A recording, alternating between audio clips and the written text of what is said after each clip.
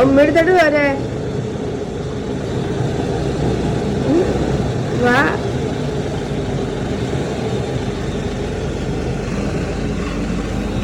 ഇന്നലെയാണ് കേട്ടോ ഞാൻ വന്നത്.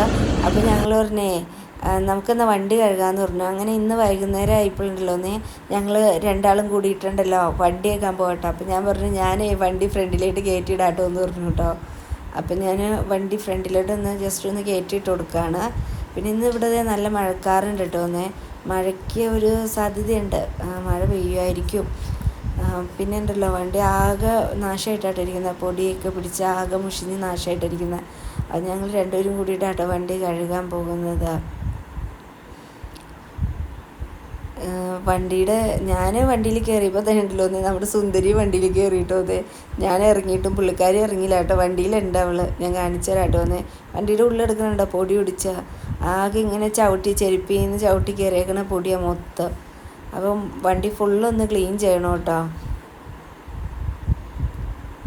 ഞാൻ നടക്കുന്നതിൻ്റെ എൻ്റെ പുറകെ തന്നെ അവളും വരണ്ട് കേട്ടോ.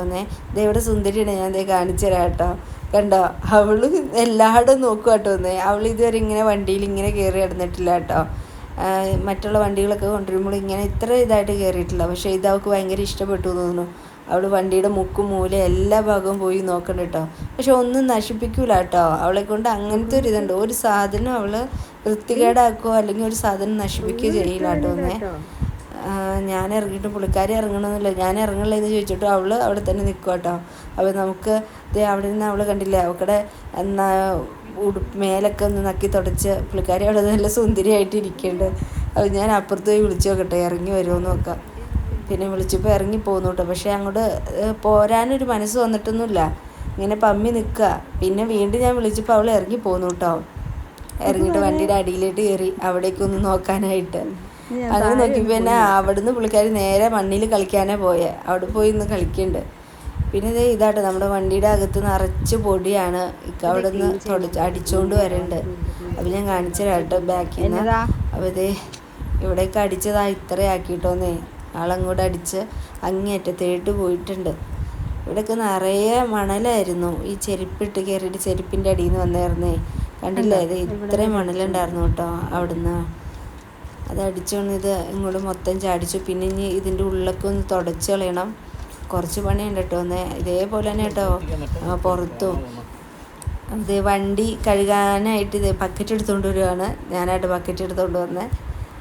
അപ്പം എന്നെക്കൊണ്ട് ഇങ്ങനെയുള്ള ചെറിയ പരിപാടിയൊക്കെ ആയിട്ട് പറ്റുള്ളൂ. അപ്പം ഞാൻ മാറ്റിക്കൊന്ന് പുറത്തിട്ടെടുത്തിടാൻ പറഞ്ഞു. അപ്പോൾ അതൊക്കെ അങ്ങോട്ട് കൊണ്ടുവന്ന് ഇട്ടു. അങ്ങനെയൊക്കെ വെള്ളം ഒന്ന് അടിച്ച് സ്പ്രേ ചെയ്തൊന്ന് ആ പൊടി ഒന്ന് ഇതാക്കും കേട്ടോ. ആകെ നിറയെ പൊടി പിടിച്ച് നാശമായിട്ടായിരിക്കുന്നത്. ചുമ്മാ ഒരു രസത്തിന് പറഞ്ഞതായിട്ട് നമുക്ക് രണ്ടും ചുമ്മാ കഴുകാന്നുള്ള രീതിയിൽ. അത് ഞാൻ ചുമ്മാ കഴുകാമെന്ന് ഞാൻ പറഞ്ഞു. പിന്നെ ഞാനൊന്നും കൂടിയൊന്നുമില്ല ഇക്കതിനായിട്ട് കഴുകുകയൊക്കെ ചെയ്യുന്നത്.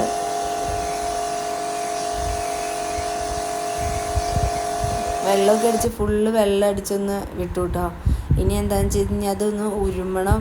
മറ്റേ നമ്മുടെ സോപ്പൊക്കെ ഇട്ട് ശരിക്കും ഒന്ന് ഉരുമി നന്നായിട്ട് കഴുകിയെടുക്കണം. അത് വെള്ളം അടിച്ചു എന്ന് പറഞ്ഞിട്ടുണ്ടെങ്കിൽ അതിൽ എനിക്ക് പൊടി ഒരു സോപ്പിട്ട് ഉരുമിയാൽ മാത്രമേ അങ്ങനെ ആ ഒരു ചെളിയുടെ ഒരു ഇത് പോവുള്ളൂ. അങ്ങനെ ഉരുമുന്നോടെ അപ്പം തന്നെ വെള്ളം അടിച്ചു വിടണം കേട്ടോ. അപ്പോൾ മോട്ടർ അടിച്ച് ഡയറക്റ്റ് കിണറ്റിൽ നിന്ന് വെള്ളം അടിച്ചിട്ട് കഴുകുമായിട്ട് അതും വെള്ളമൊക്കെ കഴിഞ്ഞായിട്ട് ഇങ്ങനെ കഴുകി കൊടുക്കുന്ന. അങ്ങനെ അത് മോപ്പ് കൊണ്ട് ഉരുമി ഗ്ലാസ്സൊക്കെ മോപ്പ് കൊണ്ട് ഉരുമിയാണ് കഴുകിയത്. നല്ല ടാസ്ക്കാണ് കേട്ടോ. അപ്പോഴത്തേക്കും നമ്മുടെ ഐഷു വന്നു. ഐഷു ഇതൊക്കെ വന്ന് അവിടെ നിന്ന് കാണണ്ടായിട്ടോ. അങ്ങനെ ഐഷുവും നെജും കൂടിയിട്ട് മോട്ടർ അടിക്കാനായിട്ട് കയറിപ്പോയി. ഞാൻ പറഞ്ഞില്ലേ പാത്രം വലിയത് വേണമെന്ന്. അങ്ങനെ വലിയൊരു പാത്രമൊക്കെ കൊണ്ടു കൊടുത്തായിരുന്നു.